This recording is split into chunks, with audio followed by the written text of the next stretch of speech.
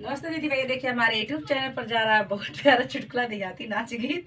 आप लोग को पसंद आएगा तो लाइक शेयर करिएगा, घंटी मत भूलिएगा, घंटी जरूर दबाइएगा फुल आवाज में। देखिएगा, आप पूरा देखेंगे तब समझ में आएगा। कमाइबो ना तो खइबो का घेवड़वा ये बाला। आप लोग बताइएगा, जब कमाएंगे नहीं तो खाएंगे क्या घेवड़ा? आप ही लोग बताइएगा कमेंट बॉक्स में।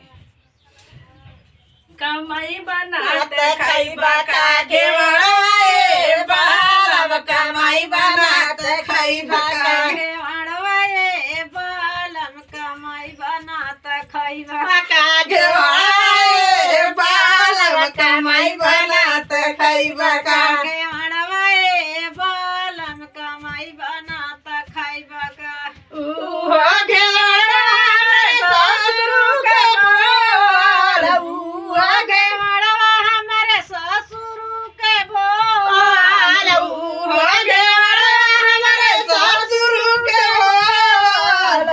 वो घेवड़वा हमारे ससुर के बोल। सासू जी बोलेली बिरही बोलिया ए बालम, सासू जी बोलेली बिरही बोलिया ए बालम, सासू जी बोलेली बिरही बोलिया ए बालम।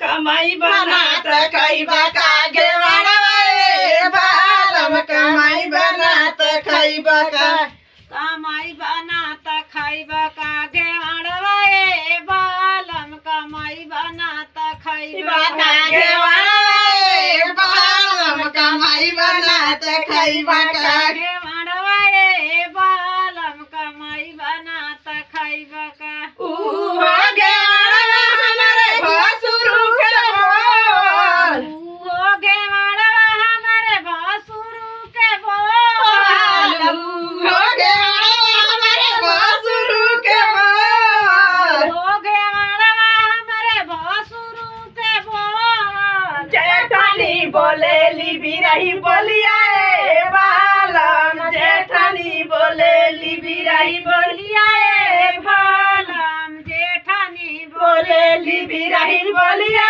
ए बालम, जेठानी बोलेली बिरही बिरही बोलिया ए बालम, जेठानी बोलेली बिरही। कमाई बनात खइबा का घेवड़ा ए बालम, कमाई बनात खइबा का घेवड़वा ए बालम, कमाई बनाता खइबा खइबा का घेवड़ा ए बालम, कमाई बनात खइबा का घेवड़वा ए बालम, कमाई बनाता खइबा का उहो घेवड़ा हमारे देवरू के बोल, वो घेवड़वा हमारे देवरू के बोल। उहो घेवड़ा हमारे देवरू के बोल। वो घेवड़वा हमारे देवरू के बोल। देवरानी जी बोलेली बिरही बोलिया ए बालम, देवरानी जी बोलेली बिरही बिरही बोलिया ए बालम, देवरानी जी बोलेली बिरही बोलिया ए बालम, देवरानी जी बोलेली बिरही बोलिया ए बालम, देवरानी जी बोलेली। कमाई बनात खइबा का घेवड़ा ए बालम, कमाई बनात खइबा का घेवड़वा ए बालम, कमाई बनाता खइबा का घेवड़ा ए बालम, कमाई बनात खइबा का। घेवड़वा ए बालम, कमाई बनाता खइबा का। आप लोग फुल सपोर्ट करिएगा और देखिएगा, कमाई बना तो खइबा का घेवड़ा ए बालम।